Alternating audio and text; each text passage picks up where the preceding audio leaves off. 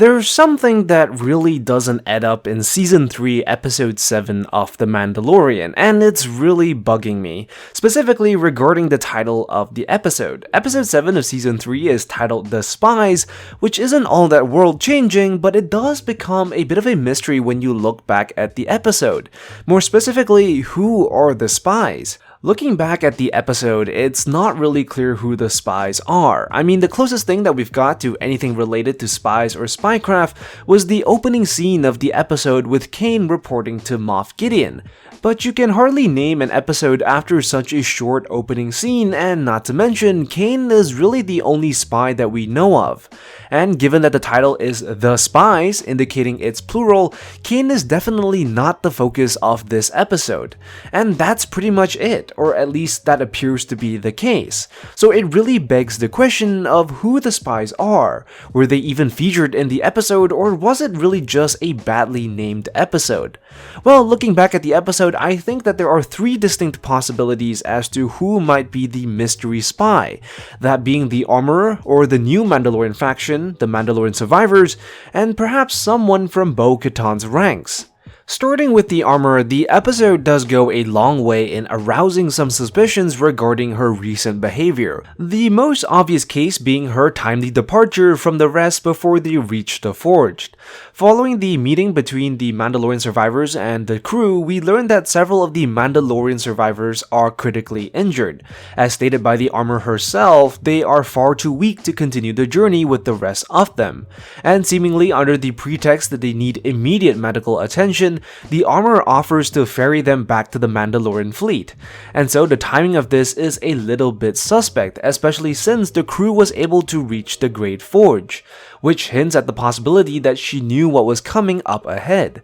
But besides the timing, there is also the question of why the Armorer would choose not to go to the Forge despite her talking about it in the previous episode, and her primary profession being the blacksmith of the Mandalorians. I mean, it makes a lot of sense that the Armorer would be super eager to go to the Great Forge since she appears to revere it so much, and it is super tied to her role as a Mandalorian.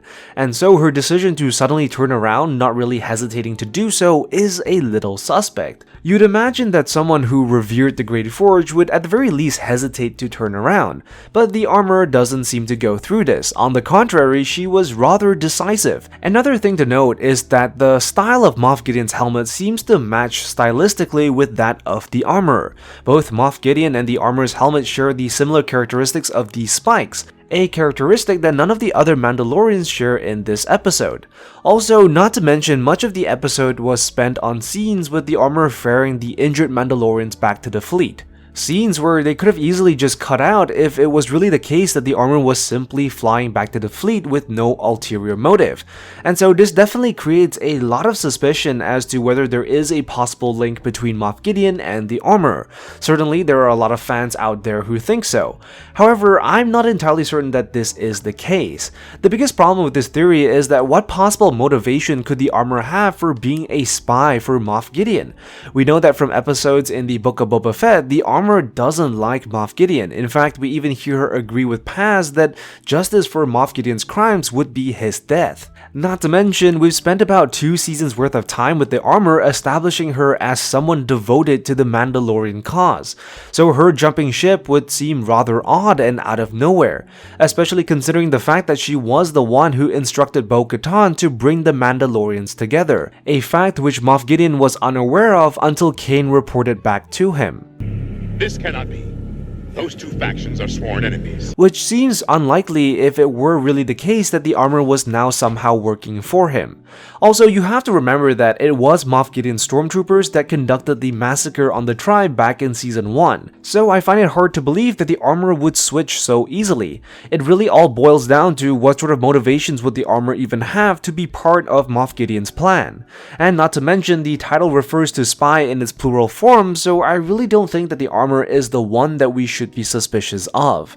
Instead, I think that the Mandalorian survivors are way more suspicious, especially when you start to consider the context around them. Firstly, the more you think about it, the more it seems like way too much of a coincidence that the Mandalorian survivors somehow stumble upon the crew.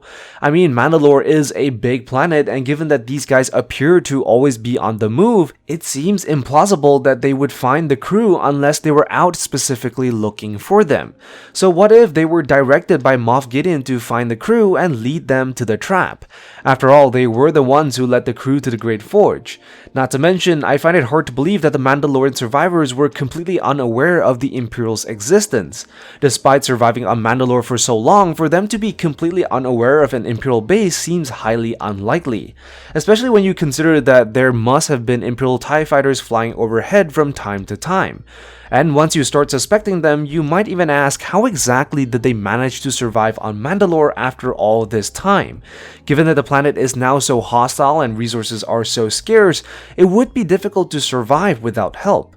So what if in order to survive on such a barren planet, the Mandalorian survivors had to make compromises, working for Moff Gideon in exchange for food and other resources, forcing them to betray their Mandalorian compatriots in order to survive, perhaps also feeling abandoned by Bo-Katan despite their pledge of loyalty earlier. I mean, the way they readily accepted Bo-Katan as their leader despite all that has happened seems a little too fast for comfort.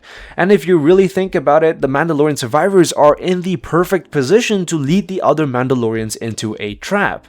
Also, recall how the Armorer was ferrying a bunch of sick Mandalorian survivors back to the fleet, so what if these survivors aren't sick at all? What if this was all a ruse for them to infiltrate the fleet to lower its defenses in preparation of Moff Gideon's attack? Although, to be fair, there are a few things that do create some doubts in my mind whether this is true or not, as some of them did die during the ambush, so perhaps acceptable losses, who knows. Another person in question who could be the spy that we all miss out on is Axe Wolves himself.